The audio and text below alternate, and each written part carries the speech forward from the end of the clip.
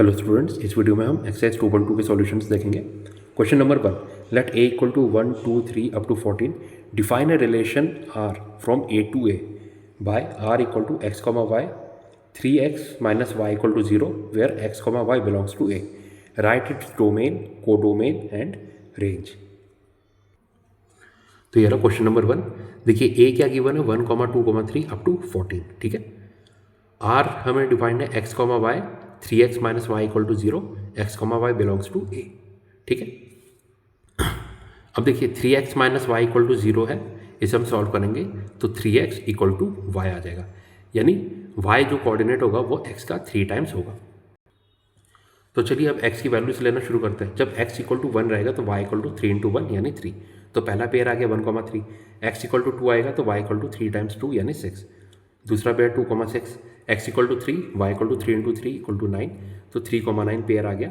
x equal to 4, y equal to 3 into 4 यानी 12, 4,12। Next x equal to 5, तो y क्या आ जाएगा 3 इंटू 5 इक्वल टू 15। अब ये गलत हो जाएगा, क्यों? क्योंकि x और y दोनों ही बिलोंग्स टू कर रहे हैं a, और a की वैल्यूज़ क्या है 1 से लेकर 14 तक, ठीक है। 14 से ज़्यादा नहीं, 1 से कम नहीं। तो यहाँ पे 15 आ गया, तो ये पॉसिबल नहीं है। इसका मतलब x की सिर्फ 4 ही पॉसिबल वैल्यूज़ होंगी, ओके। तो रिलेशन जो है उसके पेयर क्या क्या आ गया 1,3, 2,6, 3,9, 4,12 अभी हमने निकाले, ओके। अब ये जो रिलेशन है इसका डोमेन क्या आएगा 1 2 3 4। कैसे डोमेन क्या रहता है? वैल्यू ऑफ एक्स कोऑर्डिनेट और first element of ordered pair. इसका मतलब ये आप देख रहे हैं 4 ऑर्डर्ड पेयर, इसका जो फर्स्ट एलिमेंट या फिर जो एक्स कोऑर्डिनेट रहेगा वो आपका डोमेन रहेगा।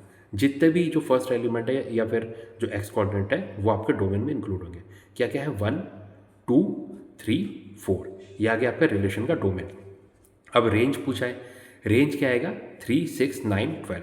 तो रेंज क्या रहता है? वैल्यू ऑफ वाई कोऑर्डिनेट और last element of pair.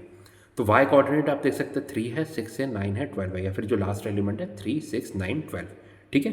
Pair का जो रिलेशन में जो पेयर बने हैं उसमें वाई कोऑर्डिनेट रेंज में आ गया। अब कोडोमेन पूछा है, तो कोडोमेन क्या होगा 1 2 3 अप टू 14। कोडोमेन की डेफिनेशन क्या रहती है? All possible values from which values of x were selected. Values of x मतलब एक्स कोऑर्डिनेट, जो पहला कोऑर्डिनेट है या फिर बोल सकते हैं जो डोमेन है वो सिलेक्ट किए गए, वो आपका कोडोमेन हो जाएगा। तो क्वेश्चन में गिवन था, ठीक है, ए की वैल्यू क्या थी 1 से लेकर 14 तक, एक्स और वाई दोनों बिलोंग्स कर रहे थे ए पर। तो आपका कोडोमेन क्या आ गया? कोडोमेन आ गया 1 2 3 अप टू 14, ठीक है। फिर से मैं डोमेन, रेंज और कोडोमेन की डेफिनेशन बता देता हूँ। डोमेन क्या रहता है? जो भी आपके रिलेशन में पेयर्ड बने हैं, ऑर्डर्ड पेयर, उसमें जो एक्स कोऑर्डिनेट रहेगा या फिर जो पहले एलिमेंट रहेगा, जितने भी फर्स्ट एलिमेंट से या एक्स कोऑर्डिनेट है उनका आप सेट बना दीजिए, वो आपका डोमेन हो जाएगा। सिमिलरली रेंज क्या रहता है? वैल्यू ऑफ वाई कोऑर्डिनेट और लास्ट एलिमेंट ऑफ पेयर। जो जितने भी वाई कोऑर्डिनेट रहते हैं या फिर जो लास्ट एलिमेंट रहते हैं उनका पेयर बना दीजिए, सेट बना दीजिए, वो आपका रेंज आ जाएगा, ठीक है। कोडोमेन क्या है? जो वैल्यूज ऑफ एक्स कोऑर्डिनेट जहाँ से लिए गई है, okay, all possible values from which values of x coordinate were selected, या फिर जो डोमेन की जो वैल्यूज सिलेक्ट की गई है, ठीक है, वो आपका कोडोमेन हो जाएगा। Next question number 2, define a relation R on the set N of natural numbers by R equal to x comma y, y equal to x plus 5, where x is a natural number less than 4, x comma y belongs to N. Depict this relationship using roster form. Write down the domain and the range.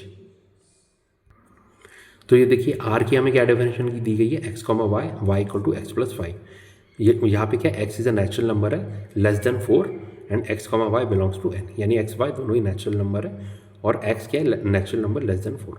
देखिए natural number less than 4, तो x की सभी values क्या क्या आ गई 1, 2, 3, obvious है।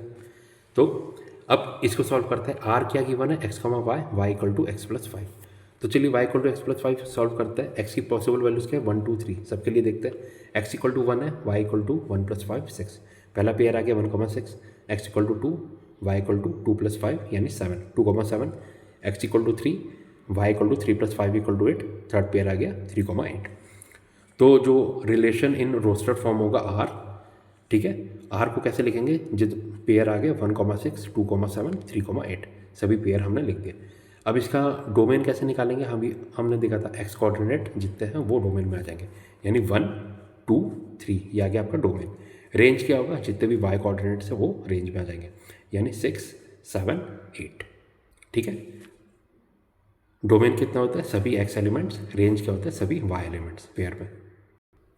Next question number 3, if a equal to 1, 2, 3, 5 and b equal to 4, 6, 9, define a relation r फ्रॉम a to b by r equal to x, y, the difference between x and y is odd, x belongs to a, y belongs to b, write r in roster form.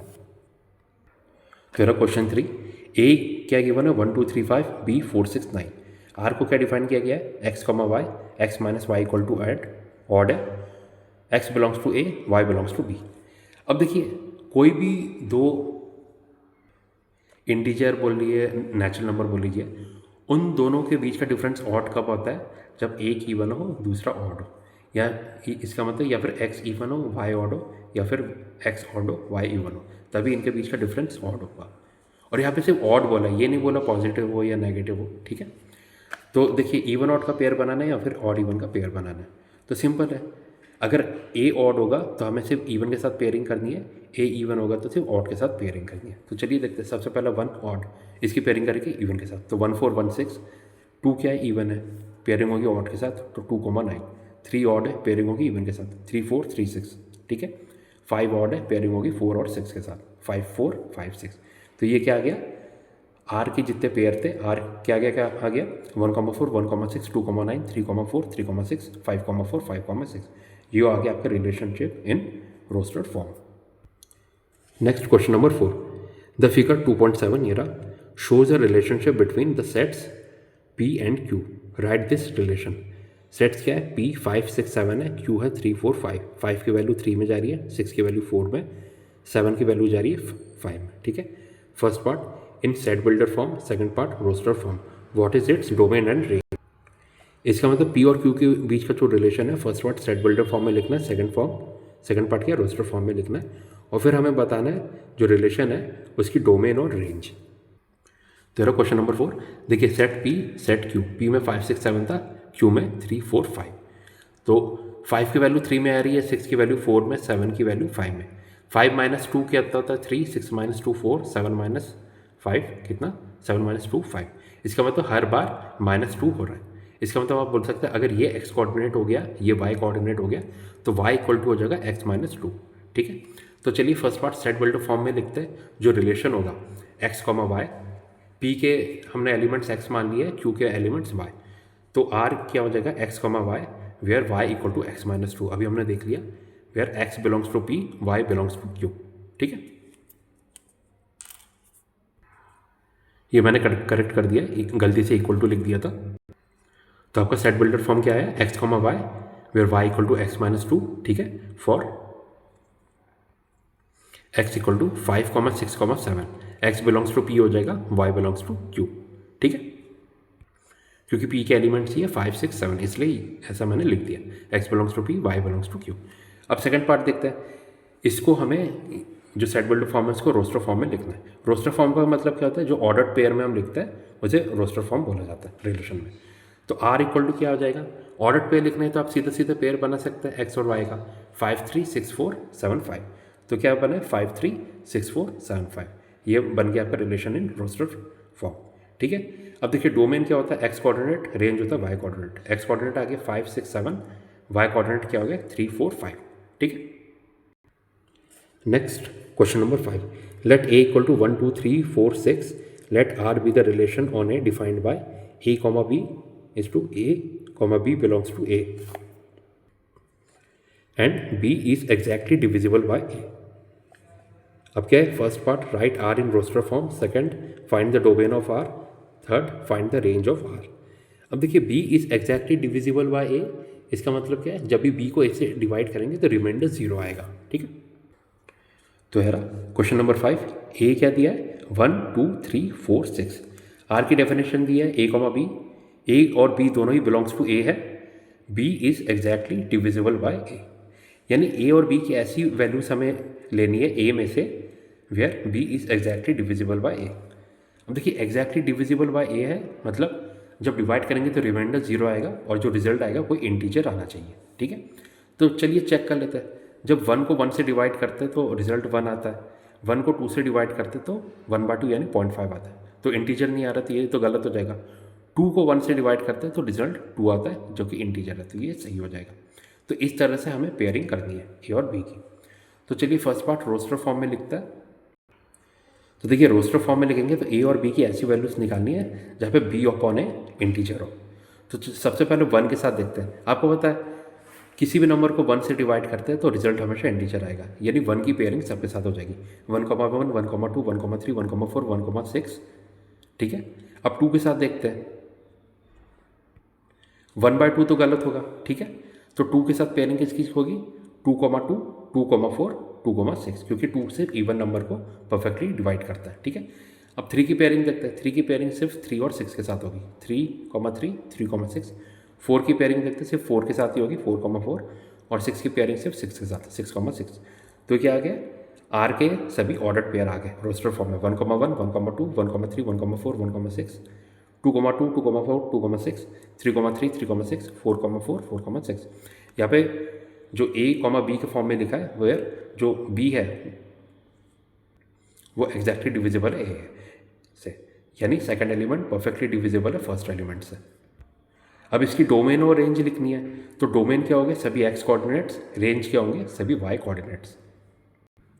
तो domain क्या आ गया? Domain आ गया 1, 2, 3, 4, 6, क्योंकि सभी आ गए। और range भी क्या आ गया? 1, 2, 3, 4, 6, ठीक है। Next question number 6, determine the domain and range of the relation R defined by R equal to x, x comma 5, sorry R equal to x comma x plus 5 where x belongs to 0, 1, 2, 3, 4, 5, ठीक है। तो ये रहा question 6। R क्या given है? X comma x plus 5, x belongs to 0, 1, 2, 3, 4, 5। तो देखिए x coordinate तो यही है एक्स, और वाई कोऑर्डिनेट क्या गिवन है? X plus 5।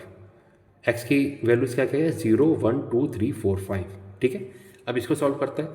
आर हमें गिवन है एक्स कॉमा एक्स प्लस 5, ये है एक्स कोऑर्डिनेट, ये है वाई कोऑर्डिनेट। इसका मतलब जो भी एक्स फर्स्ट कोऑर्डिनेट होगा सेकंड कोऑर्डिनेट क्या होगा उसमें +5 ऐड करके लिख देंगे। तो चलिए शुरू करते हैं पेयर बनाना। ये तो आप डायरेक्टली लिख सकते हैं। अगर पहला कोऑर्डिनेट 0 हुआ तो 0 + 5 5 होता है, 1 हुआ तो 1 + 5 6, 2 हुआ 2 + 5 7, 3 हुआ 3 + 5 8, 4 हुआ 4 + 5 9, 5 हुआ 5 + 5 10। तो आर क्या आ गया? 0,5, 1,6, 2,7, 3,8, 4,9, 5,10, ठीक है। तो एक्स कोऑर्डिनेट तो आप डायरेक्ट लिख सकते हैं। डोमेन क्या आ गया? 0, 1, 2, 3, 4, 5, और रेंज क्या आ गया? सभी वाई कोऑर्डिनेट्स। तो रेंज क्या क्या आ गया आपके? 5, 6, 7, 8, 9, 10। ये आ गया आपका डोमेन, ये आ गया आपका range. Next question number 7, write the relation R equal to x comma x cube where x is a prime number less than 10 in roster form. तो आप देख सकते हैं जो वाई कोऑर्डिनेट है वो एक्स कोऑर्डिनेट का क्यूब है। तो ये रहा क्वेश्चन 7। आर की डेफिनेशन क्या है? X comma x cube where x is a prime number less than 10। देखिए x prime number less than 10 है तो सभी प्राइम नंबर्स लिख देते हैं। एक्स क्या क्या आ गया? 2, 3, 5, 7, ये क्या? Less than 10।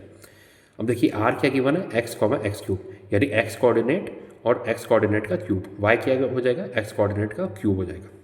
तो एक्स क्या क्या है? 2, 3, 5, 7, तो 2, 3, 5, 7, और वाई कोऑर्डिनेट में उनका क्यूब लिखेंगे। 2 का क्यूब 8, 3 का क्यूब 27, 5 का क्यूब 125, 7 का क्यूब 343। ये मैंने गलती से 464 लिख दिया था, ये गलत है इसलिए मैंने काट दिया। तो आर क्या आ गया आपका ऑर्डर्ड पेयर में? 2,8, 3,27, 5,125, 7,343। ये आ गया आपका रिलेशन आर, ठीक है। तो यार आर को मैंने प्रॉपरली लिख दिया 2,8, 3,27, 5,125, 7,343। Next question number 8, let a equal to x comma y comma z and b equal to 1,2, find the number of relations from a to b। तो यार क्वेश्चन नंबर 8, a क्या गिवन है? X y z, b given है 1,2। तो देखिए N A में कितने elements हैं? Number of elements in a equal to 3, और n b number of elements in b equal to 2। तो जब a क्रॉस b करेंगे तो number of elements in a cross b क्या होगा? N a into n b, यानी 3 into 2 यानी 6, ठीक है। तो एन ए क्रॉस बी आ गया हमारे पास 6। अब क्वेश्चन में पूछा गया है number of relations between A and b. तो देखिए number of relation between A and b क्या होता है? बेसिकली ये आपसे पूछ रहे हैं कि जब आप ए क्रॉस बी करेंगे तो इसका टोटल सबसेट्स कितने आ रहे हैं। तो टोटल सबसेट्स का आपको फॉर्मूला पता रहता है 2 की power number of elements in A cross B. तो number of relations between A and B कितना आ गया, 2 की power n a cross b, यानी 2 की power 6 n a cross b, number of elements in a cross b आया था 6, 2 की पावर 6 कितना होता है 64। क्वेश्चन 8 का आंसर आ गया 64। Next question number 9, let r be the relation on z defined by r equal to a comma b where a comma b belongs to z, a minus b is an integer, find the domain and range of r। अब देखिए z क्या रहता है, z integer को represent करता है, ठीक है। तो मेरा क्वेश्चन नंबर 9, अभी मैंने बताया z क्या रहता है, z इंटीजर को रिप्रेजेंट करता है। अब देखिए r की डेफिनेशन क्या है, a comma b where a comma belongs to z, यानी a और b दोनों ही इंटीजर है और a minus b is an integer, तो a माइनस b भी इंटीजर है। अब देखिए a कॉमा b, तो आप बोल सकते हैं जो x कोऑर्डिनेट है, हाँ ये क्या is a set of z, क्योंकि a comma b belongs to z बोला गया है, तो जो x कोऑर्डिनेट है वो सेट ऑफ z है, ठीक है। We know that integer minus integer equal to integer, मतलब कोई भी दो इंटीजर के बीच में आप डिफरेंस करेंगे तो रिजल्ट हमेशा इंटीजर मिलेगा। तो देखिए r की डेफिनेशन क्या थी, a comma b a minus b equal to z, ये जो स्टेटमेंट फॉर्म में था a minus b is an integer, इसको मैंने ऐसे लिख दिया, a comma b a minus b equal to z where a comma b both belongs to z, ठीक है। अब ये जो a minus b equal to z, ये कंडीशन है हमारी, मतलब a माइनस बी एक इंटीजर होना चाहिए, ये क्वेश्चन में हमें कंडीशन दी हुई है r की डेफिनेशन में।